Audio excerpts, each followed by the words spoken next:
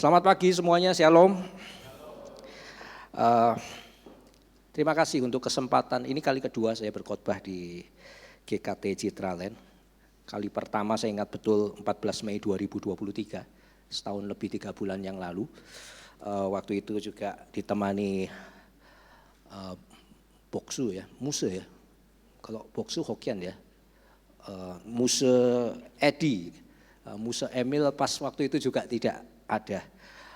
Beberapa hari sebelum saya berkhotbah, saya dikontak Bu Eli, enggak tahu yang namanya Bu Eli ada. Ditanya satu pertanyaan yang saya agak bingung jawabnya. Muse punya nama Mandarin enggak? Mau dimasukkan di warta. Segera setelah itu saya kontak papi saya diskusi cepat. Ini ada pertanyaan sulit ini. Jawabnya gimana? Dan kemudian hasil diskusi kami, ayah dan anak ini terumuskan sebuah nama, Chen Wangli.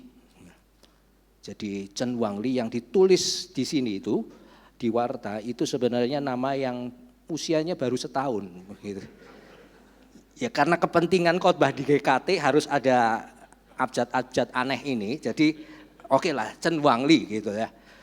Saya Hokian tapi tidak terlahir dalam kultur keluarga yang kuat Mandarinnya.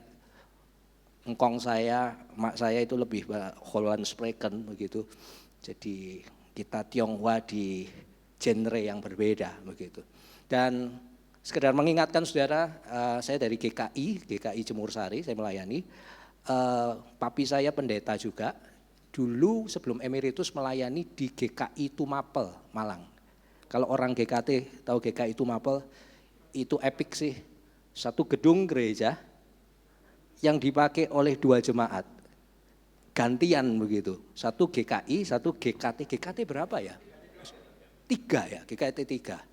Dan itu saya rasa itu fenomena yang perlu diceritakan pada jemaat betapa dekatnya GKI dan GKT sampai pada yaitu jejak masa lalu bahwa ada sebuah gereja, gedung yang sama dipakai oleh 2 gereja yang berbeda bergantian. Sungguh menarik. Salam buat kita semua. Kita akan mulai perenungan firman Tuhan hari ini. Tema kita ini, kebenaran nubuat Alkitab. Dan memang sengaja di awal saya mau memberi penegas bukan di nubuatnya. Karena itulah kata kebenaran saya kasih garis bawah. Karena ya nanti kita akan bahas tentang nubuat itu apa dan segala macamnya. Tapi di awal sekali saya mau mengajak kita untuk merenungkan kata ini, kata pertama dari judul ini. Pertanyaannya kenapa? Bapak Ibu,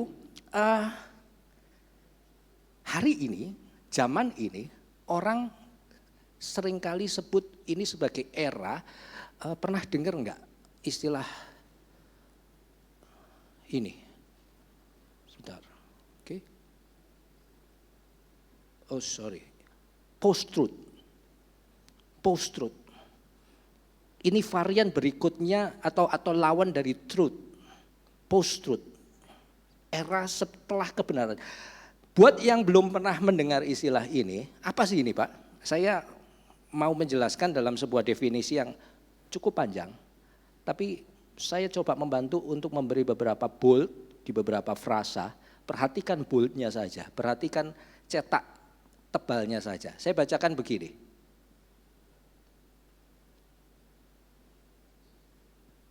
Oke. Ya, saya mulai. Fenomena post-truth itu sendiri dapat dijelaskan sebagai suatu kondisi di mana seringnya fakta aktual, perhatikan itu di bold ya, fakta aktual digantikan oleh daya tarik emosi dan prasangka pribadi dalam upaya mempengaruhi opini publik. Fakta atas suatu peristiwa biasanya disajikan dengan manipulasi sebuah informasi agar sesuai dengan intensi atau kepentingan si penyebar berita, atau lebih buruknya yang disebarkan bukanlah fakta sama sekali. Fakta aktual yang digantikan dimanipulasi lewat sebuah informasi yang beredar, padahal itu bukan fakta sama sekali. Semakin ke sini semakin hebat hal-hal manipulasi seperti ini. Sudah pernah lihat video di mana para pemimpin negara, saya pernah nonton satu video Pak Jokowi ngomong woi, fasih, video loh ya, bukan foto ya. Gerak mulutnya dan segala macamnya itu persis. Orang yang nggak tahu akan mengatakan, ih Jami ini presiden kita ini. Kalau bisa bahasa Indonesia, Jawa pasti fasih, bahasa Inggris meskipun geratul-geratul sedikit bisalah komunikasi sama Putin, sama Biden. Ini koi, wah ketemu Xi Jinping, enak, guyonannya ini hebat. Perhatikan, itu yang namanya deepfake, lewat artificial intelligence. Segala sesuatu yang kelihatan faktual tetapi padahal bukan. Ngeri nggak ini? Ngeri Pak. Semua itu bisa dibuat seolah-olah fakta. Sehingga saya mau katakan kenapa saya garis bawahi di judul kebenaran nubuat Alkitab, kenapa kebenarannya yang saya garis bawahi. Karena hari ini menentukan mana yang benar, mana yang tidak benar. Semakin mudah atau semakin sulit? Sulit Pak. Semakin canggih.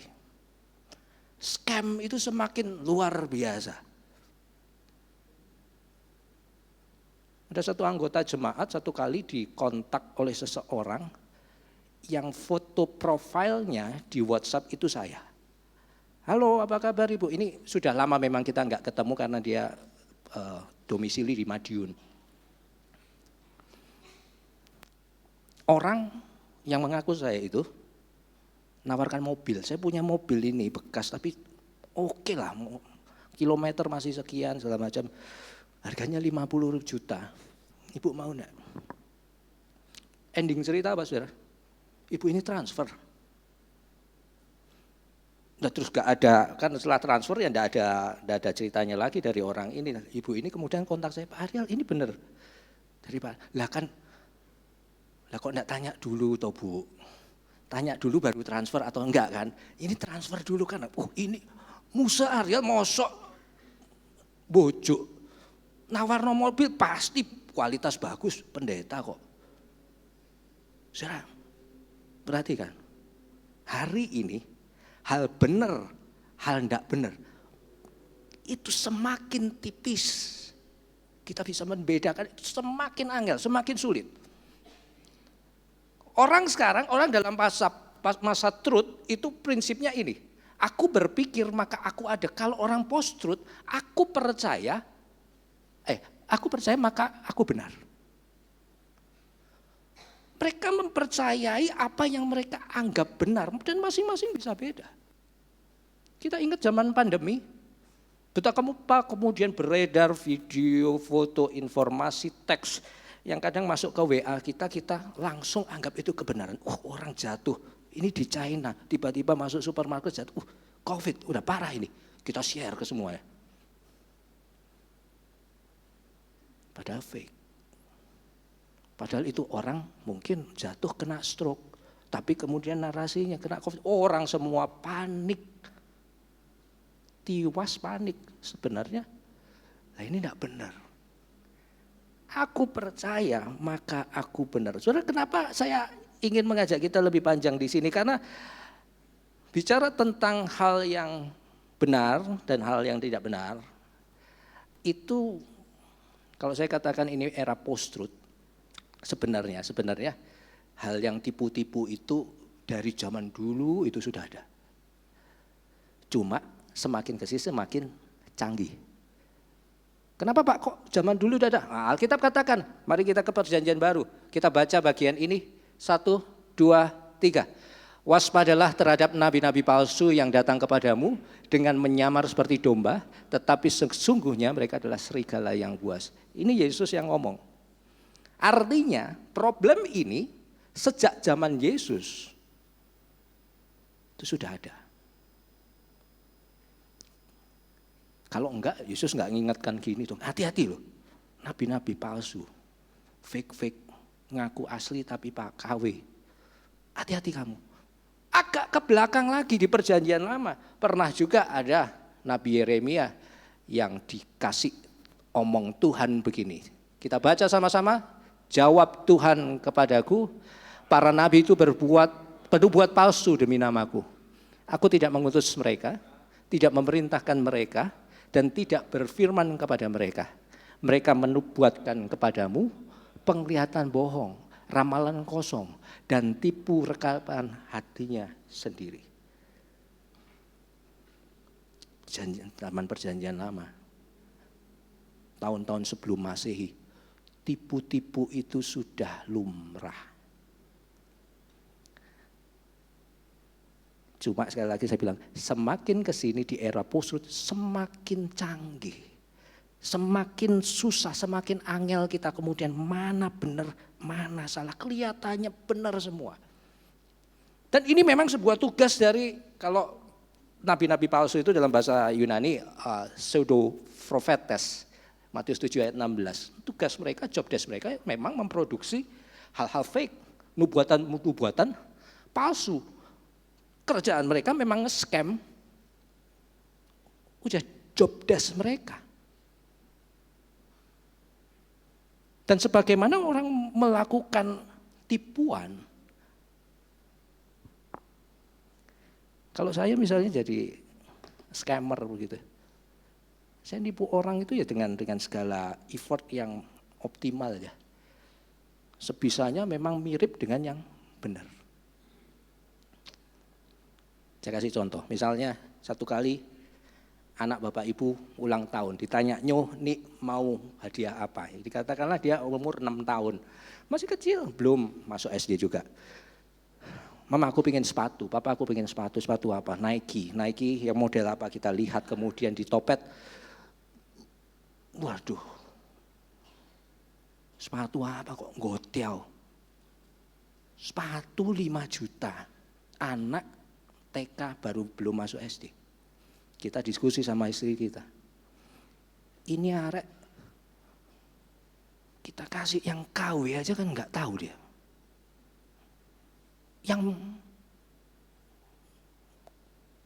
Yang ini, tetapi yang bukan ini. Paling harga piro. Istri kita setuju. Oke lah, kita cari nanti. Yang KW, arek ini paling ya gak ngerti. Tapi saudara, sekawe-kawenya, senipu-nipunya, seniat-niat Anda nipu anak kecil ini untuk membelikan yang tidak sesuai dengan apa yang dia inginkan. Pertanyaan saya, mosok saudara akan mau beli sepatu Nike kayak begini?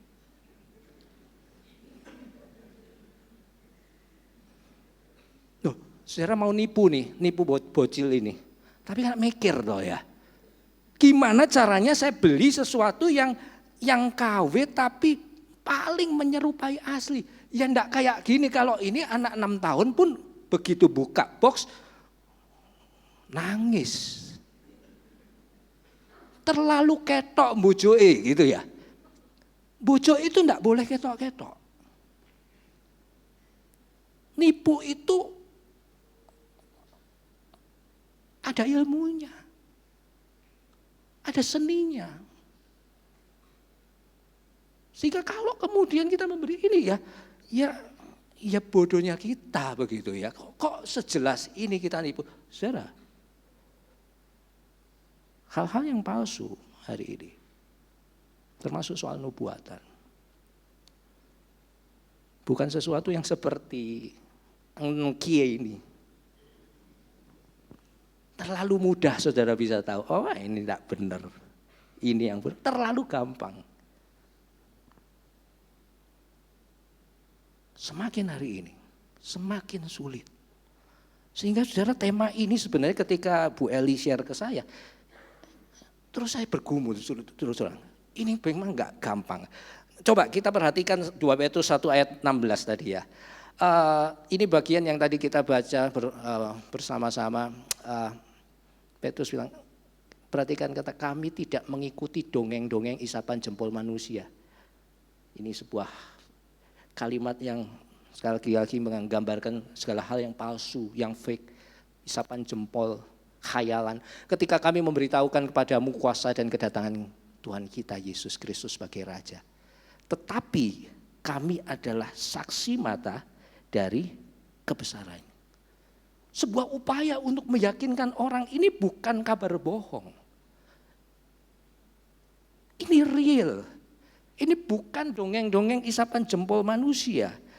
Dan ketika surat ini berusaha meyakinkan orang-orang tentang apa yang asli itu, kemudian dilanjutkan di ayat yang ke-20,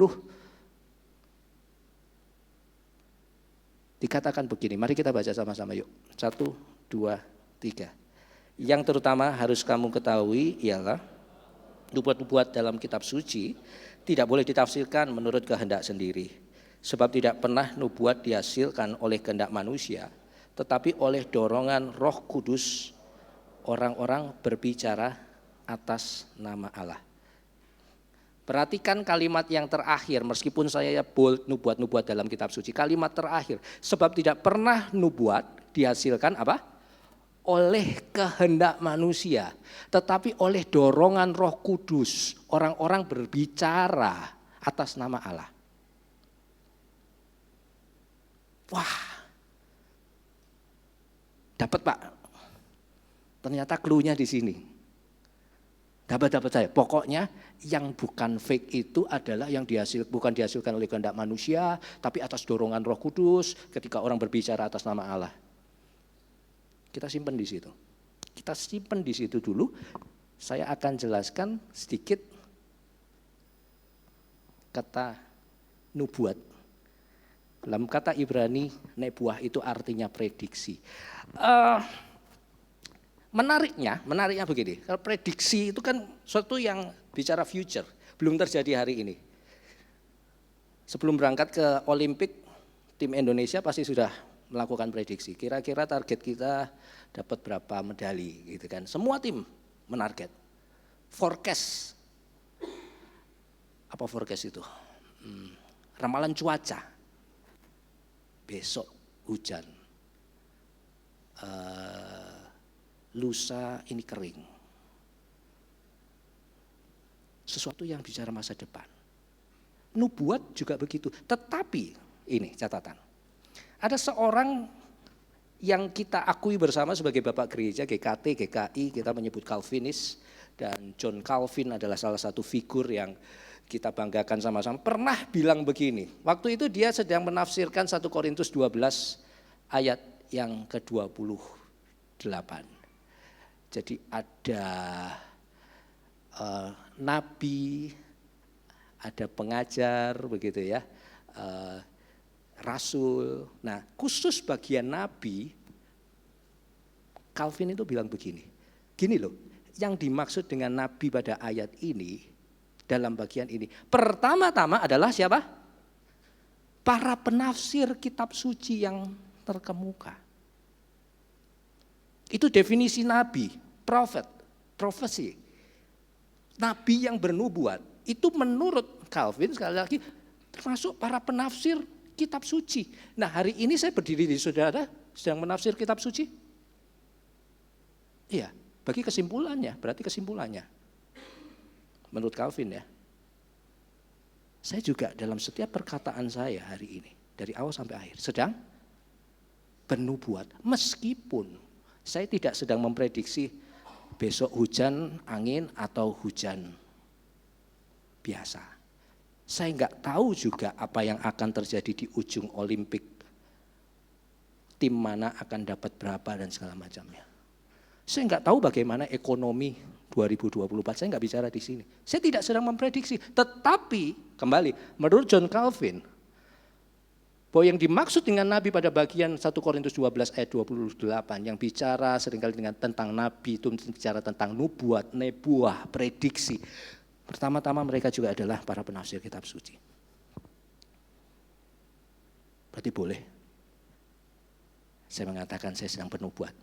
Berarti boleh ketika Pak Edi berdiri di sini menyampaikan firman, dia sedang bernubuat. Tapi kan beda Pak. Wong artinya saja nebuah prediksi. Ini sama seperti pergumulan kalau kemudian saudara memahami istilah asli baptiso. Artinya apa? Dibenamkan, ditenggelamkan. Tapi apakah kemudian baptisan percik tidak menjadi sah? Hanya gara-gara artinya itu ditenggelamkan? Tidak juga. Nah, kembali saudara, agak ke belakang lagi, nubuat yang benar adalah nubuat yang tidak dihasilkan oleh kehendak manusia, tetapi oleh dorongan Roh Kudus. Orang-orang berbicara atas nama Allah, seperti yang saya lakukan hari ini. Saya berkhotbah, bicara atas nama Allah. Tapi pertanyaannya, bagaimana cara Anda memverifikasi bahwa orang yang ada di depan saudara ini memang sedang benar-benar bicara tentang Tuhan? Gimana caranya? Saudara, ada dua kemungkinan loh. Saya ajak saudara belajar curiga sama saya. Tidak apa-apa. Baru kenal, curiga tidak apa-apa.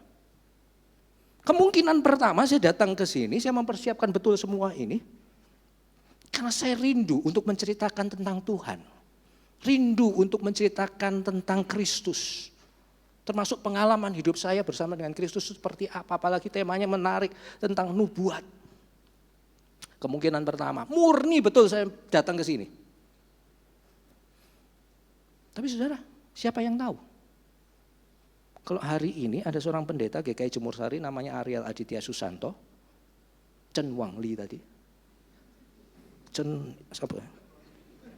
Wangli, betul ya, Chen Wangli. Yang datang ke sini sejak awal, sejak seminggu lalu, sejak mempersiapkan semua slide ini. Yang ada di pikirannya, dia sedang mau berangkat kerja. Kerja itu artinya apa? Setelah nanti khotbah, ada satu majelis yang kemudian akan datang ke saya kasih amplop.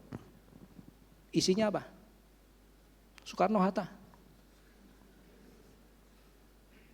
Ini kan tema 17 ya, Soekarno-Hatta. Beberapa lembar. Sejak awal saya berangkat, saya pikirannya ke situ. Saya tampil terbaik hari ini, saya persiapkan semua yang terbaik. Tapi pikiran saya, tujuan saya sebenarnya itu. Siapa yang tahu?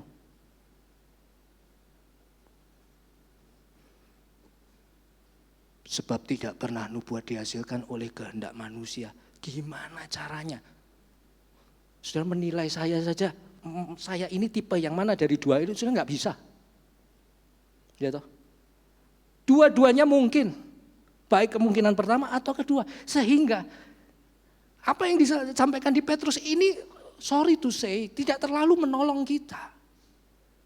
Oh, nubuat yang benar itu Pak, yang tidak dihasilkan oleh kehendak manusia, tetapi oleh dorongan Roh Kudus orang-orang yang berbicara atas nama Allah. Hari ini saya berbicara atas nama Allah. Tapi apakah murni, apakah itu benar-benar yang benar? Saya jangan buru-buru menyimpulkan. Lagi-lagi, saya bisa bicara hari ini hanya atas nama Tuhan dan kepentingan pekabaran Injil. Tapi kemungkinan yang kedua, saya sedang cari uang.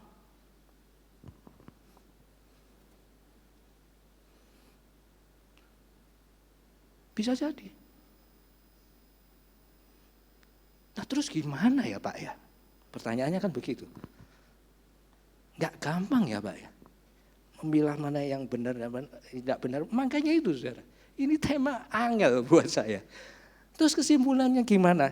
Saudara, sampai pada satu waktu kemudian dalam persiapan saya ketemu ini. Makanya tadi saya kan mengajak kita untuk agak ke belakang ya.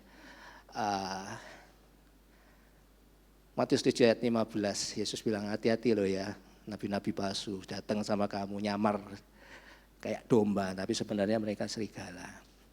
Nah, kalau saudara baca sampai bawah, nanti di rumah ya. Saudara akan temukan ini, ada sebuah titipan yang menarik dari Yesus, bagaimana kemudian menjawab pergumulan kita yang tidak mudah ini. Gimana Yesus cara membedakannya? Dari buahnya lah kamu akan mengenal mereka. Bagi saya, ini sebuah saran, solusi yang jauh lebih bisa kita terima, artinya kita praktekkan dalam hidup kita sehari-hari. Saya kasih contoh ini. Habis ini, nanti siang, nanti sore, di WA semua jemaat GKT Citra Raya akan masuk sebuah video. Ini imajinasi saya, sebuah video pendek 1 menit, isinya saya berkhotbah. Tapi bukan pada kesempatan ini, kesempatan lain. Tapi inti dari khotbah saya itu bunyinya begini. Bapak Ibu dan Saudara sekalian, bulan Agustus ini 2024 adalah bulan kemurahan Tuhan. Tadi malam Tuhan kasih tahu sama saya, Ariel sampaikan pada siapapun bahwa aku mau memberkati siapapun anak-anak Tuhan hari ini. Khusus bulan Agustus ya. Bulan Agustus sampai tanggal 31. Berlipat kali ganda. Kalau engkau beri persembahanmu hari ini sampai tanggal 31 nanti. Tuhan bilang, Tuhan akan lipatkan 5, 10, 15, 20 kali lipat. Sampai 31 Agustus. September sudah beda promonya. Jadi it's now or never. Kamu diberkati, lakukan. Saudara sekalian, akhir kata di video pendek ini saya mau katakan. Mari kita persembahkan bersama, ini nomor rekening di bawah sini. Ingat, 31 Agustus itu batas terakhir Tuhan bicara sama saya. Tersebar ke semua. Wah, Musa Emil di Palu stres. Waduh, kita mengundang pembicara yang gak tepat ini. Wes jangan diundang lagi tahun depan wes ini si Chen Wangli gak kena ini dah. Pendeta JAK sing beres. Kesimpulan pertama. Kesimpulan kedua, itu beredar juga di jemaat saya video itu. Pak, lihat jemaat GKI Jemur Sari. Ini AI memang kelihatan real, tapi enggak mungkin. Saya itu kami itu sama pendeta Ariel itu berjemaat sama-sama di satu gereja yang sama 16 tahun. Dengar khotbahnya pendeta Ariel itu bukan cuma sekali. Saya tahu ini bukan teologinya dia. Enggak wis. Pasti fake, sudahlah. Itu kelompok kedua. Fenomenanya sama, source-nya sama, sumbernya sama. Kenapa kesimpulan bisa beda? Karena orang-orang kedua tadi, jemaat saya, adalah mereka yang mengenal saya lama. Gak mungkin ini. Tapi yang pertama adalah, kita baru ketemu sekarang ya gak nyalano. Saudara kemudian, wah ini gak benar. Artinya apa? Dari buahnya lah kamu akan mengenal mereka. Mana domba, mana serigala. Mana nubuat-nubuat benar, mana yang deep fake atau deep fake. Mengenal siapa Pak? Ya mengenal nabi yang ngomong itu pertama. Yang ada di sini, oh iya ini lagi khotbah memang tapi enggak kok. Ini bukan pemikiran Ariel, bukan Ariel banget. Enggak mungkin. Kenal. Tapi yang kedua, kenal itu bukan cuma horizontal tapi vertikal. Kalau kemudian ada nubuat-nubuatan kayak begitu, ada khotbah-khotbah macam gitu, nah saudara gampang masuk kemudian hanyut ke sana, sudah transfer duit ke rekening tadi itu satu tanda. Saudara nggak kenal sebenarnya Tuhan saudara. Nggak kenal intim. Karena kalau saudara kenal, saudara kan bicara pada hati saudara. Mosok rek, Tuhanku koyok gini. Mau memberkati kok dikasih tenggat waktu begitu. Ini es hardware atau apa ini? Ya kalau es hardware kan promo sampai tanggal sekian, bonus poin sekian. Kok kayak gini Tuhan? Enggak. Ini bukan Tuhan yang ku kenal. Wis, gak usah di-share konten begitu. 100% keliru. Semoga kita paham sampai di sini.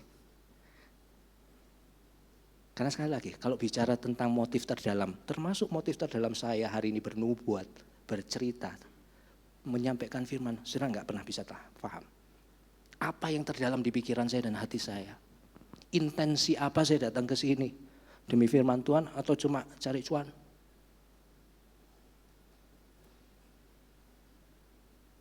Tak bisa. Hanya dengan pengenalan. Kalau saudara kenal lebih dalam seseorang, semakin lama, semakin panjang, semakin ini saudara akan judgement saudara terhadap orang itu, pribadi itu, ini baik, buruk, benar, salah, akan jauh lebih valid.